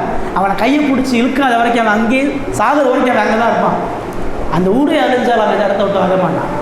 தேவனது இரக்கத்தின் கரம் அவனோடு இருந்தனால தான் அவன் முடிச்சுட்டு வரான். உங்களையும் என்னையும் கடவுள் இப்படி தான் மீட்கிறான். நம்முடைய பாவ நிலைகளில் நம்ம கடவுளுக்கு விரோதமாக இருக்கும் பொழுது, நம்முடைய மாம்சமும் மனசு விரும்பினது செய்த பொழுது கடவுள் சேத்துலேருந்து நம்மளை தூக்கி எடுக்கான்னு பைபிள் சொல்லும். அந்த நம்மளை வலுக்கட்டாயமாக கடவுள் பைபிள் இந்த நிராகரிக்கப்பட முடியாத அழைப்பு நிறைய நம்ம சொல்கிறோம். மனுஷன் விரும்பாததை தேவன் அவனுக்கு கொடுத்து அவன் அழைத்து கொண்டு வருகிறான். வெளியே கொண்டு போய் விடுறாங்க. 17-18 வாசனம். அவர்களை வெளியே கொண்டு போய் விட்டதற்கு அவர், உன் ஜீவன் தப்ப ஓடிப்போ, துணித்து பாராதே, இந்த சமபூமியில் எங்கும் நில்லாதே, நீ அழியாதபடிக்கு மலைக்கு ஓடிப்போ என்றார். அதற்கு லோத்து அப்படியெல்லாம் சொல்கிறார், வெளியே கொண்டு போய் அவனை நிப்பாட்டி, உன் ஜீவன் தப்ப ஓடிப்போ, உன் ஜீவன் உன்கிட்ட இருக்கணுமா, உயிரோடு நீ வாழமா, இந்த ஊரில் எங்கே நிற்காத ஓடிப்போ, நீ திரும்பி பின்னாடி பார்க்காத, ஓடிப்போ, பின்னாடி பார்க்காத, இந்த சமபூமியில் எங்கும் இல்லாத, நீ அழியாதபடிக்கு மலைக்கு ஓடிப்போ. கண்ணு காணாத இடத்துக்கு போய் இந்த இந்த ஊருக்கே நீ திருப்பி வந்துடக்கூடாது. நீ மறுபடியும் இந்த சோதமும் சிந்தையில் கொண்டே வந்துடக்கூடாது. ஓடி போயிரு அப்படின்னு சொல்லி அவன் சொல்கிறான். அவன் என்ன சொல்கிறான்? முடியாதுன்றான். அப்படி அவனை ஊருக்கு வெளியே கொண்டு போய் நிப்பாட்டி அழிவு வரப்போது ஓடுறானா, ஓட மாட்டேன்றான். மலைக்கு ஓடு, பின்னிட்டு பார்க்காதுன்னு சொன்னால் அவன் ஓட மாட்டேன்னு சொல்கிறான். 19 வாசிங்க. உமது கண்களில் உமது அடியனுக்கு கிருபை கிடைத்ததே, என் பிராணனை காக்க தேவரீர் எனக்கு செய்த கிருபை பெரிதாக விளங்க பண்ணினீர். மலைக்கு ஓடி போக என்னால் முடியாது, திரும்பி என்னை தொடரும். 20 நான் மறித்து போவேன். அதோ அந்த ஊர் இருக்கிறது, நான் அதற்கு ஓடி போகத்தக்கதாய் அது கிட்ட இருக்கிறது, சின்னதாய் இருக்கிறது. என் பிராணனை பிடிக்க நான் அங்கே ஓடி போகட்டும், அது சின்ன ஊர் தானே என்றான். இப்போ சொல்கிறான், நான் மலைக்கெல்லாம் அவ்வளோ தூரம் என்னால் ஓடி போக முடியாது. அப்போ திரும்ப என்ன சொல்கிறான்? இவ்வளோ தூரம் என்னை காப்பாற்றி கொண்டு வந்துட்டீங்க, எனக்கு இன்னும் ஒன்று செய்யுங்க. எனக்கு பக்கத்தில் ஒரு ஊர் இருக்குது, பக்கத்தில் ஒரு ஊர் இருக்குது, அது சின்ன ஊராக இருக்குது. நான் அந்த ஊரில் போய் இருக்கிறேன், என் பிராணனை காப்பாற்றுறதுக்கு அந்த ஊரில் போய் நான் இருந்துக்கிறேன் அப்படின்னு சொல்லி அவன் சொல்கிறான். 21, 22 வாசிங்க. அதற்கு அவன், நீ கேட்டுக்கொண்ட ஊரை நான் கவிழ்த்து போடாதபடிக்கு இந்த விஷயத்திலும் உனக்கு அனுகிரகம் பண்ணினேன். தீவிரமாய் அங்கே ஓடி தப்பித்துக்கொள், நீ அங்கே போய் சேரு மற்றும் நான் ஒன்றும் செய்யக்கூடாது என்றான். ஆகையால் அந்த ஊர் சோவார் எனப்பட்டதுன்னு சொல்லி பார்க்குறேன். அவன் சொல்கிறான், நான் இந்த பக்கத்தில் இருக்கிற ஊருக்கு போகிறேன்றான். ஆனால் அந்த பக்கத்தில் உள்ள ஊரும் சோதோமுடைய ஒரு பகுதி தான். அதனால தான் தேவன் அங்கே என்ன சொல்கிறாரு? நீ கேட்டுக்கொண்ட ஊரை நான் கவிழ்த்து போடாதபடிக்கின்றார். நியாயமாக அந்த ஊர் கவிழ்த்து பட வேண்டிய ஊர் தான் சோதோ. அவையனுடைய திட்டம் என்னன்னா, நம்ம ரொம்ப தூரமாக போயிட்டோம்னா மறுபடியும் இங்கே வந்து இருக்க முடியாது, நம்முடைய ஆஸ்தி எல்லாம் இங்கே தான் இருக்குது. நம்ம பக்கத்தில் போயிட்டோம்னா கடவுள் அழிச்சதுக்கப்புறம் மறுபடியும் இங்கே வந்து உட்காந்துக்கலாம்னு நினைக்கிறேன். கடவுள் அழிச்சு போனதுக்கப்புறம் மறுபடியும் பிள்ளையோட இந்த ஊரில் இருக்கலாம், என் நிலம் அங்கே இருக்குது, என் சொத்து அங்கே இருக்குதுன்ற சிந்தையில் தான் நான் பக்கத்தில் போகிறேன் அப்படின்னா. ஆண்டவர் அந்த நிலையிலையும் அவனுடைய பலவீனம், அவனுடைய அறியாமல், அவனுடைய மதியினம், அதை எல்லாத்தையும் தேவன் பொறுமையாக காத்திருந்து சொல்கிறாரு, நீ கேட்டுக்கொண்ட ஊரை நான் கவிழ்த்து போடாதபடிக்கு இந்த விஷயத்திலையும் உனக்கு அனுகிரகம் பண்ணினேன். என்னால் முடியாதுன்ற, ஓடி போக முடியாதுன்ற, மலைக்கு போக முடியாதுன்ற, கஷ்டமாக இருக்குன்ற, பக்கத்தில் போயிருக்கிறேன். ஆனாலும் ஆபிரகாமோட செய்த உடன்படிக்கை நிமித்தம், ஆபிரகாமுக்கு நான் வாக்கு பண்ணது நிமித்தம், ஆபிரகாமுக்கு நேசத்துக்குரிய நான் இருக்கிறது நிமித்தம் உன்னைய அந்த ஊரில் உன்னை அழிக்காதபடி, அந்த ஊரை நான் கவிழ்த்து போடாதபடிக்கு இப்பையும் நான் மன்னிக்கிறேன், இதுலேயும் நான் உனக்கு அனுகிரகம் பாராட்டுறேன், நீ போன்னு சொல்லி சொல்கிறார். நீ தீவிரமாக அங்கே ஓடி தப்பித்துக்கொள், நீ போய் சேரும் மட்டும் நான் ஒன்றும் செய்யக்கூடாது. நீ ஓடி போய் அந்த ஊரில் இரு, நீ இங்கேருந்து போய் அங்கே உட்கார வரைக்கும் நான் அந்த ஊருக்கு எதையும் செய்யக்கூடாதுன்றதை ஆண்டவர் இங்கே சொல்கிறத இங்கே பார்க்கணும். இப்போ தேவன் நம்முடைய வாழ்க்கையில் எவ்வளவு கிருபைகளையும் மீட்பையும் கொடுத்தாலும் அவனுடைய வாழ்க்கையில் எந்த அர்ப்பணிப்பும் இல்லை, எந்த இழப்புகளும் இல்லை. கடவுள் சொல்லக்கூடிய எந்த வார்த்தைகளுக்கு அவன் கேள்விப்படுறதா இல்லை, கடவுளுடைய வார்த்தைக்கு அவன் எதிராக தான் இருக்கிறான். தேவன் நம்மகிட்ட சொல்கிறாரு, இந்த பாவமுள்ள சோதம் உனக்கு மறுபடியும் தேவை கிடையாது, நீ இங்கே வரவே கூடாது, நீ இந்த ஊருக்கு தெரியாமல் கண்முன்னு ஓடுன்றாரு, மலைக்கு ஓடி போன்றாரு. அது அவனுக்கு கஷ்டம்தான், மலை ஏறுறது கஷ்டம்தான், ஆனாலும் அதை அவன் சந்திச்சு தான் ஆகணும். அவனுடைய வாழ்க்கையில் கடவுளுக்கு பிரியமாக வாழணும்னு சொன்னால் அவனுக்கு இழப்பு இருக்குது, கடவுளுக்கு பிரியமாக வாழணும்னு சொன்னால் அவனுக்கு அர்ப்பணிப்பு இருக்குது. அர்ப்பணிப்பும் இழப்பும் இல்லாமல் அவன் கடவுளுடைய மகிமையான வாழ்க்கை பெற முடியாது. ஆண்டவர் அதை ஆபிரகாம்கிட்ட எதிர்பார்த்தார். ஆபிரகாம்கிட்ட சில இழப்புகளை கொடுத்தார். ஆபிரகாம்கிட்டையும் அவனுடைய மகனை பலி செலுத்த சொன்னார். ஆபிரகாம்கிட்டையும் பல உபத்திரவங்களை இக்கட்டுகளையும் கொடுத்து அவனுடைய விசுவாசத்தை பரீட்சை பண்ணார். ஆபிரகாம் இழந்தான், ஆபிரகாம் அர்ப்பணித்தான், ஆபிரகாம் தேவனால் ஆசீர்வதிக்கப்பட்டான். ஆனால் இந்த இடத்துல லோத்து எந்த அர்ப்பணிப்பையும் செய்யலை. கடவுளுடைய வார்த்தைக்கு புறம்பாக இருக்கான், இழக்க முடியாதுன்றான், ஓட முடியாதுன்றான், பாவத்தை அவ்வளவா ஜெயிக்க முடியாதுன்றான், எந்த அர்ப்பணிப்பும் அவனுடைய வாழ்க்கையில். ஆனால் தேவன் நிபந்தனை இல்லாமல் பூரணமாக இவன் தொடர்ந்து என் வார்த்தையை கீழ்ப்படியாமல் போயிட்டுருக்கிறான், இவனை சங்கரிக்கிறது தான் என் வேலைன்னு கடவுள் சொல்லாமல் தேவன் கிருபையா இறுதி வர லோத்துடைய வாழ்க்கையில் இரக்கம் பாராட்டி அவனை பாதுகாப்பாக அந்த சோதம் அழிக்கணுன்றதை விட இந்த லோத்து காப்பாற்றப்படுன்றதான் கடவுளுடைய பார்வை. 1000 பேர் தண்டிக்கப்பட்டாலும் ஒரு நீதிமான் அழியக்கூடாது. அவனும் நீதிமான் இல்லை தான், ஆனால் அவனிடத்தில் ஒரு கிருபை பாராட்டினால அவன் அழியக்கூடாதுன்ற சிந்தையில் தேவன் அவனை காப்பாற்றுறான். அவன் எவ்வளோ தவறு செஞ்சாலும், அவனிடத்தில் எந்த அர்ப்பணிப்பு இல்லாமல் போனாலும் தேவன் தமது கிருபையின்படி, தனது இரக்கத்தின்படி அவனை தனது பிள்ளையாக அவர் அங்கீகரிக்கிறார்.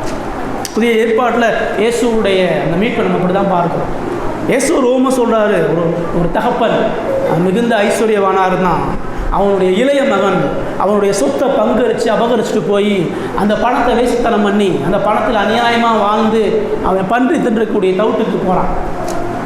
அப்போ அந்த இடத்துல அவனுடைய இருதய குத்தப்பட்டு அவனுடைய நிலையை உணர்ந்து தகப்பன் இடத்துல வர்றான். தகப்பன் அவனை தூரத்தில் நின்று பார்த்து அவனை அரவணைச்சு ஏற்றுக்கொள்கிறான்றதை பார்க்குறோம். அவனிடத்துல அன்பை பொழிகிறான்றதை பார்க்குறோம். ஏன்னா இயேசு அந்த ஊமையை சொன்னதுக்கு காரணம் இங்கே ஆதியாகமத்தில் அந்த அன்பை பார்க்குறான். கடவுளுடைய அன்பு எவ்வளவு பெரிதாக, எவ்வளவு நிபந்தனையற்றதாக உங்களுடைய வாழ்க்கையில் நம்ம ரட்சிக்கப்பட்ட போதும், நம்ம இயேசுவை அறிந்த போதும், நம்ம அறிந்தும் அறியாமலும் தேவனுக்கு விரோதமாக செய்யக்கூடிய எல்லா பாவங்களையும் அவர் கிருபையாக மன்னிக்கிறார். நம்முடைய இருதயத்திலே சிந்தையில் கடவுளுக்கு எதிராக வாழ்ந்த பொழுதும், நம்முடைய வாழ்க்கையில் அர்ப்பணிப்பு பாடுகள் இல்லாத நிலையிலும் தேவன் நம்மை தொடர்ந்து நமது கிருபையின்படி இறங்கி மீட்டுகிறவராக இருக்கிறார். அது நம்ம இன்னும் நம்முடைய பாவத்தை தூண்டலை. நான் எப்படி வேணாலும் வாழ்ந்துக்கலாம், நான் லோத்து போல இருந்துக்கலாம், என் வாழ்க்கையில் எந்த பிரச்சனையும் இல்லை, லோத்து போல இருக்கக்கூடாதுன்றதுக்கான அந்த பகுதி நமக்கு சொல்லுது. லோத்து எவ்வளவு மோசமான ஒரு மனிதனாக இருந்தால் கடவுளுடைய அன்பு அவனுடைய வாழ்க்கையில் எவ்வளவு கிருபையாக ஓடியதுன்றதை நம்ம இங்கே பார்க்கிறோம். ரைட், 23-29 நம்ம கடைசியாக பார்க்குறோம். 23 வாசி, 23-25 வாசி. வரும்போது பூமியின் மேல் சூரியன் உதித்தது. அப்பொழுது கர்த்தர் சோதோமின் மேலும் கொமோராவின் மேலும் கர்த்தராலே வானத்திலிருந்து கந்தகத்தையும் அக்கினியும் வர்ஷிக்க பண்ணி அந்த பட்டணங்களையும் அந்த சமபூமி அனைத்தையும் அந்த பட்டணங்களின் எல்லா குடிகளையும் பூமியின் பயிரையும் அழித்து போட்டார். பாருங்க, அவன் மனைவியோ பின்னிட்டு பார்த்து உப்பு தூணானான். இல்லை அவ்வளோதான். அப்போ பார்க்குறோம், தேவன் கிருபையை அழைத்து வெளியே கூட்டிகிட்டு வந்து அவன் சோவாருக்குள்ளே போகிற வரைக்கும் காத்திருக்கிறான். அவன் அந்த ஊரில் சோவாருக்குள்ளே அவன் வைத்து கால் வச்ச உடனே சூரியன் உதிக்குது. ஒரு தேவன் சோதோம் குமாரால் வானத்திலிருந்து அக்கினி கந்தங்கள் அனுப்பி அந்த பட்டணத்தை முழுவதுமாக சுட்டரிக்கிறார். அக்கினி கந்த மலைகள் பொழிந்து அந்த முழு தேசமும் சுட்டரிக்கப்படுகிறது. அப்படி சுட்டரிக்கப்படும் பொழுது அந்த பட்டணம் முழுவதும் எல்லா குடிகளையும் பயிர்களையும் முழுமையாக பாவத்தின் மீதான கடவுளுடைய கோபத்தை பார்க்கணும். கடவுள் பாவத்தை மன்னிக்கக்கூடிய அதே வேளையில் அவர் பாவத்தை நீதியாக தண்டிக்கிறவரும் இருக்கிறார். பாவத்தில் கடவுள் எந்த சமரசமும் செய்கிறதே இல்லை. பாவத்துக்கான நீதியான தண்டனையை கட்டாயம் ஒவ்வொரு மனிதனத்திலையும் தேவன் கேட்கிறார்ன்றதை வேத சொல்லும். உலகத்தை அழிவை தேவன் உண்டு பண்ணுகிறார். இந்த உலகத்தில் உபத்திரவமும் பாடுகளையும் தேவன் கொடுக்க எச்சரிப்புக்காக தேவன் அதை செய்கிறார். இப்படி அந்த பட்டணம் முழுவதும் அழிக்கப்பட்டதுக்கு அப்புறம் லோத்துடைய மனைவி பின்னிட்டு பார்க்குறான். கடவுள் சொல்கிறாரு, நீ பின்னாடி திரும்பாதன்றார். இந்த பூமியில் எங்கே நிற்காத, பின்னாடி பார்க்காத, நேராக நோக்கி போ, உனக்கு கொடுக்கப்பட்ட வழியை நோக்கி போன்றார். லோத்து பிள்ளைகளோட போகிறான்.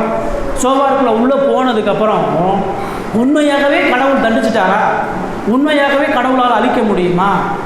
நம்ம விந்து வந்த பட்டணம் உண்மையாகவே அழிஞ்சிருச்சான்னு அவள் அப்படி திரும்பி பார்த்தா அடுத்த நொடி அவள் கல்லாக மாறிட்டான். அவள் உப்பு கல்லாக மாறினா நமக்கு வேதம் நமக்கு சொல்கிறது. கடவுளுடைய வார்த்தையின் மீதான அவிசுவாசம் உள்ள மக்களுக்கு என்ன நடக்கும்னு சொல்லுங்கள். கடவுளுடைய வார்த்தையை குறித்து அதாக்கிறதையாக இருக்கிறவங்க, கடவுளுடைய எச்சரிப்பை நிராகரிக்கிறவங்க, கடவுளுடைய எச்சரிப்பின் செய்திகள் இருந்து தன்னுடைய செவிகளை அடைத்து போடுகிறவர்களுக்கு என்ன நடக்கும் நீங்கள் சொல்லுங்கள். லோத்துடைய மனைவியை குறித்து இந்த ஒரே ஒரு இடத்துல தான் பார்க்கணும். அவருடைய வாழ்க்கை எதுவுமே நமக்கு தெரியலை. லோத்துவின் இடத்துலேருந்து எந்த ஆவிக்குரிய காரியத்தை அவன் கற்றுக்கொள்ளலை. லோத்து தான் மனைவிக்கு தேவ பயத்தை சொல்லலை. லோத்து தான் மனைவியோடு உட்கார்ந்து கடவுளுடைய வார்த்தையை குறித்து பேசலை. லோத்து தான் மனைவிக்கும் பிள்ளைகளுக்கும் தேவனை குறித்த வார்த்தைகளையும் வாக்கு தத்தங்களை அன்புகளையும் சொல்லாதனுடைய விளைவு அவன் முதலாவது தன்னுடைய மனைவியை அவன் இழந்து போகிறான். பாவத்தை அவன் அசட்டையாக கையாண்டு பாவத்தோடு அவன் இணக்கமான உறவு கொண்டனால அவன் எவ்வளவு எச்சரிக்கப்பட்ட பொழுதும் கடவுளுடைய கிருபையை பெற்ற பொழுதும் தனது குடும்பத்தை காப்பாற்ற கொள்ளக்கூடிய காரியத்தை அவன் இழந்துட்டான். தன் மனைவியினுடைய அவிசுவாசத்திலிருந்து அவளை ஒரு பொழுதும் அவன் அக்கறை கொண்டு அவளை காப்பாற்றல. அவனுடைய மனைவி இறுதி வர கடவுளுடைய வார்த்தையை சந்தேகப்பட்டவளா தனது பொருட்களையும் தான் வீடு அழியுதே, தான் சொத்து அழியுதே, தான் குடும்பம் அழியுதேன்னு அவன் திரும்பி பார்த்தாலே ஒழிய தேவன் ஒரு மேன்மையான வீட்டை கொடுத்துருக்கிறான்றதை ஒரு பொழுது அவன் திரும்பி பார்க்காம ஒரு நொடியில் அழிந்தான்றதை நம்ம பார்க்கிறோம். 27 29 வாசங்க. 27 29. விடிய காலத்தில் ஆபிரகாம் எழுந்தார், கர்த்தருக்கு முன்பாக நின்ற இடத்திற்கு போய் சோதோம் பட்டணங்களில் திசைகளிலும் சமபூமியாகிய சோதோம் முழுவதையும் நோக்கி பார்த்தான். அந்த பூமியின் புகை சூழலையும் புகையை போல் எழும்பிற்று. தேவன் அந்த சமபூமி பட்டணங்களை அழிக்கும் போது தேவன் ஆபிரகாமை நினைத்து லோத்து குடியிருந்த பட்டணங்களை நாம் கவிழ்த்து போடுகையில் லோத்து அந்த அழிவின் நடுவிலிருந்து தப்பி போகும்படி அனுப்பிவிட்டார். இப்போ இந்த ஆபிரகாமை சொல்லுது, லோத்துடைய மனைவி உப்புத்தூணம் ஆன உடனே விடிய காலத்தில் ஆபிரகாம் வந்து கடவுளுக்கு முன்பாக அவன் பருந்து பேசின இடத்துல இருந்து எட்டி சோதோம் குமாரோட திசையை நோக்கி பார்க்குறான். கடவுள் சங்கரிச்சிட்டாரா, கடவுள் என்ன பண்ணிட்டார்? அங்கே தேசம் சங்கரிக்கப்பட்டு அது அழிக்கப்பட்டு அதனுடைய அக்கினி புகையெல்லாம் எழுப்புகிறத அவன் பார்க்குறான். இப்படி பார்த்து உடனே அந்த வசனம் சொல்லுது, அவன் அந்த பட்டணங்களை அழிக்கும் பொழுது தேவன் ஆபிரகாமை நினைத்து லோத்து குடியிருந்த பட்டணங்களை கவிழ்த்து போடுகையில் லோத்தை அந்த அறிவிலிருந்து காப்பாற்றினான்னு சொல்லி ஆபிரகாமை சிந்தையில் வைத்து தான் லோத்து காப்பாற்றப்படுகிறான். ஆபிரகாமை தனது இருதயத்தில் வைத்து தான் லோத்து மீட்கப்படுகிறான். அந்த சோதோம் குமாரா எரியும் பொழுது ஆபிரகாம் கண்ணீரோடு பார்க்குறான். லோத்து மீட்கப்பட்டிருப்பானா, லோத்து குடும்பம் காப்பாற்றப்பட்டிருக்குமா நோக்கி பார்க்குறான். ஆண்டவர் சொல்கிறாரு, அவனுடைய கண்ணீர், அவனுடைய பருந்து பேசுதல், அவன் வைத்திருந்த அன்பு, அவன் பண்ணி அந்த உடன்படிக்கை நிமித்தமாக இந்த குடும்பத்தை நான் காப்பாற்றுறேன், இந்த லோத்தையும் அவனுடைய பிள்ளைகளையும் தேவன் காப்பாற்றி விடுகிறார்ன்றதை நம்ம பார்க்கிறோம்.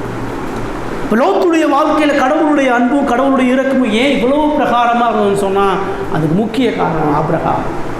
ஆபிரகாமால் தேற்றப்பட்டவன், ஆபிரகாமால் அழைக்கப்பட்டவன், ஆபிரகாமால் கடவுளுடைய வார்த்தையால் சொல்லி விசுவாசத்துக்கு நேரம் வழிநடத்தப்பட்டவன். லோத்து விசுவாசி தான். இந்த இடத்துல பார்த்தீங்கன்னா லோத்து உண்மையாகவே கடவுளுக்கு பயந்தவனா, லோத்து உண்மையாகவே ரட்சிக்கப்பட்டவனான்னு கேட்டிங்கன்னா நீங்கள் ஆதியாகமம் வாசிச்சுன்னா கண்டே பிடிக்க முடியாது.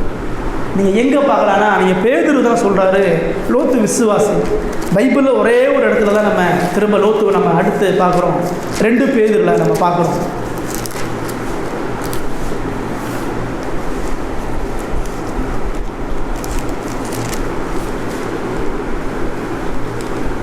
ரெண்டு பேதுரு 2வது அதிகாரம் 6-7 வசனங்கள்.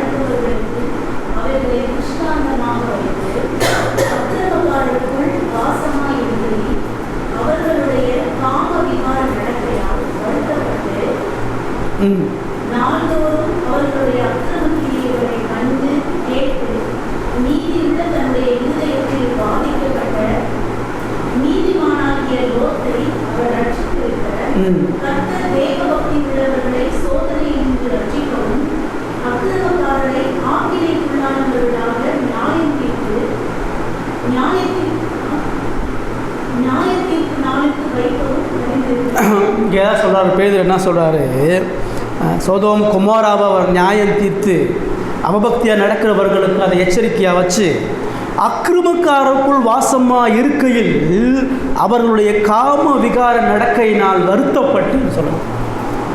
பாவிகள் மத்தியில் வாசம் செய்து அந்த ஜனங்களுடைய நிலையை குறித்து நாள்தோறும் வருத்தப்பட்டு துக்கப்பட்டு அழுகிறான். இவ்வளோ மோசமான சமுதாயமாக இருக்குது, இவ்வளோ மோசமான மக்களாக இருக்காங்க, நாங்கள் அழுகிறாங்க. அதான் நாள்தோறும் அவருடைய அக்கிரம கிரியைகளை கண்டு கேட்டு நீதியுள்ள தன்னுடைய இருதயத்தில் வாதிக்கப்பட்ட நீதிமானாகிய லோத்தை அவர் ரட்சித்திருக்க நீங்கள் நாம் பார்க்கிறோம். அந்த மக்களுடைய நிலையை கண்டு கேட்டு வாதிக்கப்பட்டு தான் இருதயத்தில் கடவுளுடைய இரக்கத்தையும் கிருபையை காண்டி கெஞ்சிருந்த அந்த லோத்தை அவர் காப்பாற்றினார்னு சொல்கிறார். அவனுக்குள்ள பாவத்தை குறித்த துக்கம் இருந்துச்சு, பாவத்தை குறித்த வருத்தம் இருந்துச்சு, அதனுடைய விளைவுகளை குறித்த எல்லா துக்கமும் இருந்தது. தேவனது கிருபையினால் மீட்புன்ற நம்பிக்கை உணர்ந்தான். தேவன் தான் தன்னை காப்பாற்றணும், தேவன் தான் அந்த ஜனங்களுக்கு விடுதலை கொடுக்கணுன்ற விசுவாசம் அவனுக்குள்ளே இருந்தான். அதனால தான் அவன் ரட்சித்தார். லோத்து ரட்சிக்கப்பட்டதுக்கு ஒன்றே அவன் ஒழுங்காக வாழ்ந்தான். அவன் இருதயத்தில் தன்னுடைய பாவ நிலையையும் தேவனது கிருபையும் அவன் நம்பினான். தான் சுற்றி இருக்கக்கூடிய மக்களுடைய பாவ நிலையின் மூலமாக தனது இருதயத்தினுடைய மோசத்தையும் உணர்றான். தானும் அந்த ஜனங்களை போல ஆக்கினைக்கு எதுவானன்ற உணர்ந்து இருதயத்தில் பாதிக்கப்பட்டு கடவுள்கிட்ட நாள்தோறும் மன்னிப்புக்காக கெஞ்சுறான். இப்படிப்பட்ட இடத்துல நான் வாழ்ந்துட்டு இருக்கிறேன் ஆண்டவரே, என்னைய இந்த ஜனங்களோடு கவிழ்த்து போட்டுறாதீங்க, இந்த ஜனங்களுக்கு வரக்கூடிய ரீதியான தண்டனையிலிருந்து நான் மீட்கப்படுவதற்கு என்னை மன்னித்து கிருபை செய்ய நம்ம நாள்தோறும் கெஞ்சினதனுடைய விளைவு தேவன் அவனை மீட்கிறார். அதுக்கு மிக முக்கிய காரணம் ஆபிரகாமுடைய பரிந்து பேசுதல், ஆபிரகாமுடைய நேசம், ஆபிரகாம் லோத்தை நடத்தி கொண்டிருந்த அந்த அன்பின் நிமித்தமாக ஆபிரகாமை நினைத்து ஆண்டவர் லோத்தை மீட்கிறார்.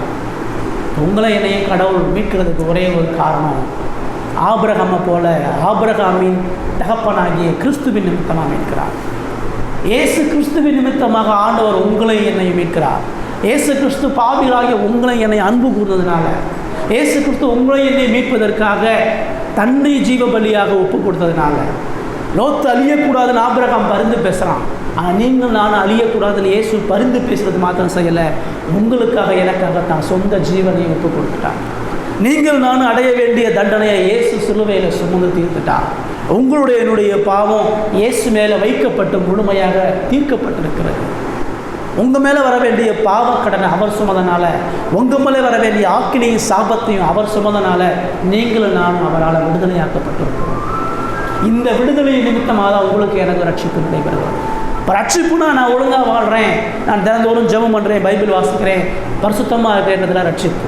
ரட்சிப்புனா நாள்தோறும் என்னுடைய பாவ நிலையை உணர்ந்து அறிக்கையிட்டு மனம் திரும்பி இயேசுவினுடைய சிலுவை மரணம் என்னை மன்னிக்க போதுமானது, இயேசுவினுடைய சிலுவை மரணம் என்னை தனது மகிமைக்குள்ளாக கொண்டு சேர்ப்பதற்கு போதுமானது என்பதை உணரணும். அது வெறுமனே உணர்வு மாத்திரம் இல்லை. இப்போ லோத்துடைய வாழ்க்கை லோத்துவை போல் வாழன்ற பின்பற்றுதல் கிடையாது. லோத்துவை போல் வாழக்கூடாதுன்ற எச்சரிப்பை நம்ம கொடுக்குது. லோத்து சுயநலவாதியாக தன்னை காப்பாற்றிட்டான். தான் மனைவியை காப்பாற்றல, தான் பிள்ளைகளையும் காப்பாற்றல. பின்னாடி வாசினா அந்த பிள்ளைகளுடைய வாழ்க்கையும் அவன் காப்பாற்றல. தான் ஆத்மாவை மட்டும் அவன் காப்பாற்றிட்டான், தான் குடும்பத்தை சீரழிச்சிட்டான். கடவுளால் மீட்கப்பட்டு கடவுளுடைய ரட்சிப்பை பெற்று கடவுளுடைய சாத்தியத்தை பெற்று அந்த ரட்சிப்பை செயல்படுத்த முடியாமல், அந்த ரட்சிப்பை காட்ட முடியாமல் ஒரு கரைபடி இந்த மனிதனாக வாழ்ந்து மறுத்துட்டான். பைபிள் சொல்லுது, அக்கினி இலக அவன் தப்பிச்சு போனான். அக்கினிக்குள்ளாக சோதோமுக்குள்ள அவனும் அழிக்கப்படணும். அந்த அக்கினி இலக தேவன் அவனை மீட்டெடுத்து, ஆபிரகாம் நிமித்தம் மீட்டெடுத்து அவனுக்கு வாழ்வை கொடுத்து தேவன் அவனோட வச்சார். அவனுடைய வாழ்க்கையினால் யாருக்கு எந்த நன்மை, அவனுடைய வாழ்க்கையினால் கடவுளுக்கு என்ன மகிமை, அவனுடைய வாழ்க்கையினால் குடும்பத்துக்கு என்ன மகிமை, அவனுடைய வாழ்க்கையினால் அவன் வாழ்ந்த சோதோமுக்கு என்ன நன்மை? ஒன்றுமே கிடையாது, ஒரு நன்மையும் கிடையாது. அவன் வாழ்க்கையில் ஒரு சொட்டு நீதி இல்லை, ஒரு சொட்டு நல்லது இல்லை. ஆனால் தேவன் கிருபை அவன் பரலோகத்தில் வச்சிருக்கிறார். இதுதான் கிருபை, இதுதான் தேவனது கிருபையினுடைய ஐஸ்வர்யம். மனிதனிடத்தில் எந்த நீதி இல்லாமல், மனிதனிடத்தில் ஒரு சொட்டு நீதி இல்லைன்னா கூட அவனை மன்னிக்கவும் அவனை ரட்சிக்குவதற்கு தேவன் சித்தம் கொண்டவராக இருக்கிறார். உங்களை என்னையும் கடவுள் இப்படி தான் மீட்கிறார், உங்களை என்னையும் கடவுள் இப்படி தான் ரட்சிக்கிறார். நீங்கள் நானும் இந்த லோத்து போல வாழ்ந்துடக்கூடாது. உங்களுடைய என்னுடைய வாழ்க்கையில் இந்த ரட்சிப்பின் செயல்பாடுகள் இல்லாமல் போகக்கூடிய நிலைமை வந்துடக்கூடாது. நீங்கள் நானும் சுயநிலையவாதியாக வாழ்ந்துடக்கூடாது. பாவத்தை குறித்த பயம் இருக்கணும், பாவத்தை வெறுக்கணும். லோத்துடைய முதல் பிரச்சனை பாவத்தோட இணக்கமாக இருந்தான், உலகத்தோட இணக்கமாக இருந்தான், பாவமுள்ள ஜனங்களோட ஐக்கியமாக நெருக்கமாக இருந்தனால அவன் அழிஞ்சு போனான், அவன் குடும்பத்தை அழிச்சான். நீங்கள் நானும் பாவத்தோட நெருக்கமாக இருந்தோம்னு சொன்னால் நம்முடைய வாழ்க்கையில் அநேகருக்கு சாபமாக தான் போகும். நம்ம ஆண்டவர் என்று ரட்சிக்கப்பட்டிருந்தாலும் நம்முடைய வாழ்க்கையின் மூலமாக தேவனது மகிமை ஒரு பொழுது வெளிப்படாது. உங்களுடைய என்னுடைய வாழ்க்கை பாவத்தை வெறுக்கிற வாழ்க்கையா, நாள்தோறும் பாவத்தை அறிக்கையிட்டு மனம் திரும்புகிற வாழ்க்கையா, அனுதினமும் வேதமாகித்து ஜெபிக்கிற வார்த்தையா, தேவனுக்காக இழக்கக்கூடிய வாழ்க்கையாக இருக்கும். யோபு எதையிலையுமே இழக்கல. கடைசி வரைக்கும் தனது சௌகரியத்தை மட்டுமே எதிர்பார்த்தான். எனக்கு எந்த கஷ்டமும் வரக்கூடாது, நான் நினைக்கிறத கடவுள் செய்யணும், கடவுள் நினைக்கிற எதையுமே நான் செய்ய மாட்டேன், கடவுளுடைய எந்த வார்த்தைக்கும் நான் கீழ்ப்படிய மாட்டேன், ஆனால் விரும்புகிறதெல்லாம் கடவுள் செய்யணும். அதான் லோத்து எதிர்பார்த்தான். இப்போ நம்முடைய வாழ்க்கையில் கடவுளை தேடி வர்றது எனக்கு இந்த தேவைலாம் இருக்குது. எனக்கு இந்த காரியத்தெல்லாம் கடவுள் செய்யணும், கடவுள் இதெல்லாம் மாற்றி அமைக்கணும்னு சொல்கிறதில்ல கிறிஸ்தவ வாழ்க்கை. தேவன் விரும்புகிறதுபடி நாம் வாழணும், தேவனது சித்தப்படி நாம் வாழணும், தேவனுக்கு கீழ்ப்படியும். தேவனுக்கு கீழ்ப்படிகிற வாழ்க்கையில் இழப்புகள் உண்டு, அர்ப்பணிப்புகள் உண்டு, தியாகங்கள் உண்டு. ஆனால் தேவன் அதை ஆசீர்வதிக்கிறார். இயேசுடைய வாழ்க்கை முழுமையுமே அர்ப்பணிப்பு தான். உங்களை என்னையும் காப்பாற்றுறதுக்கு தான் உயிரையே பணயம் வச்சார். கடவுளுடைய நித்திய கோபத்தை இயேசு தான் மேலே ஏற்றுக்கொண்டார். சோதோம் மேலே விழுந்த இந்த அக்கினையை விட பல மடங்கு அக்கினை இயேசு மேலே விழுந்தது. சோதோம் இந்த அக்னியில் வெந்து போனதை விட இயேசு சிலுவையில் வெந்து போனார். இயேசுடைய சரீரம் சுக்குநூறாக்கப்பட்டது, இயேசுவினுடைய ஆத்மா உடைக்கப்பட்டது, இயேசுனுடைய உணர்வுகள் சின்னாபின்னமாக்கப்பட்டது. உங்களுக்காக எனக்காக தனது மகிமையை இழந்து தன்னுடைய கடைசி சொட்டு ரத்தம் சிந்துற வரைக்கும் ஜீவனை கொடுத்தார். உங்களை என்னை மீட்பதற்காக தன்னை முற்றிலுமாக இயேசு இழந்தார். அவர் நிமித்தமாக இயேசு உங்களை என்னை ரட்சித்திருக்கிறார். அந்த அன்பு தாங்க அவருக்கு பிரியமாக வாழ வைக்கும். கடைசி வர லோத்து கடவுளுடைய அன்பை உணரவே இல்லை, கடவுளுடைய மீட்பை உணரவே இல்லை, ஆபிரகாமுடைய அன்பை உணரலை. ஆபிரகாம் எவ்வளவு தனக்கு செய்தான்றதை ஒரு பொழுதும் லோத்து உணராமல் தான் சமுதாயத்துக்கு தான் பிள்ளைகளுக்கும் ஒரு சாபக்கேடாக வாழ்ந்துடுவான். ஒரு கிறிஸ்தவனுடைய வாழக்கூடாது. லோத்துடைய வாழ்க்கை நமக்கு என்ன சொல்லுதுன்னா, ரட்சிப்பு முழுவதும் கிருபைன்னு சொல்லுது. அதே வேளையில் அந்த கிருபையை உதாசீனப்படுத்தக்கூடாதுன்னு சொல்லுவோம், அந்த கிருபையை போக்கெடுத்து வாழக்கூடாதுன்னு சொல்லுவோம். அந்த கிருபைக்கு பாத்திரமாக நீ வாழணும். நீ கடவுளுக்கு பிரியமாக கடவுளை மகிமைப்படுத்துகிறவனா எதையும் இழப்பதற்கு தயாராக அந்த விசுவாசம் ஆபிரகாம் இருந்துச்சு. அதாவது ஆபிரகாம் தான் பிள்ளையை கொடுப்பதற்கு அவன் தயாரானான். அவன் இழந்தான் விசுவாசத்தின் தகப்பனாக மாறினான். அவன் இழந்தான் கடவுளுடைய சிநேகிதனாக மாறினான். அவன் இழந்தான் கோத்திர பிதாவாக மாறினான். நீங்கள் நானும் என்ன இழக்கிறோம்? நீங்கள் நானும் கடவுளுடைய கிருபைக்கும் மீட்புக்கும் நம்மளை எப்படி இழக்கிறோம்? இழந்து வாழும் பொழுது தான் நமது சமுதாயத்துக்கும் குடும்பத்துக்கும் தேவனது மகிமைக்கும் பிரியமுள்ள மக்களாக வாழ முடியும். ஒருவேளை இப்படிப்பட்ட வாழ்க்கை நம்ம இடத்துல இல்லைன்னா நம்ம மனம் தெரியும், ஆண்டவரே என் வாழ்க்கை லோத்துவ போல் அநேக வேலைகளில் பயனற்று இருக்கிறது. என்னுடைய மனைவி பிள்ளைகளுக்கு நான் ஒரு சாபத்துக்குரியவனாக இருந்தேன். என் பாவத்தை நிமித்தமாக நான் ஒரு நல்ல சாட்சியுள்ள வாழ்க்கை வாழணும். என்னை பரிசுத்தப்படுத்தணும். என் ஆபிரகாமை போல விசுவாசத்தில் வல்லவனாக்கணும். என் ஆபிரகாமை போல கடவுளுக்கு பயபக்தி உள்ளவனாக மாற்றணும். என் ஆபிரகாமை போல பாவத்தை ஜெயித்து வாழக்கூடிய வாழ்க்கை கொடுங்க. சோதனைகளை மேற்கொண்டு வாழக்கூடிய வாழ்க்கை கொடுங்க. எல்லாவற்றையும் மக்களாக இலக்க வாழ்க்கை கொடுங்க. நித்திய ஜீவனுக்கு எதுவாய் வாழக்கூடிய வாழ்க்கை கொடுங்க சொல்லி கேட்போம். தேவன் இந்த வார்த்தைகளை ஆசீர்வதிப்பாராம்.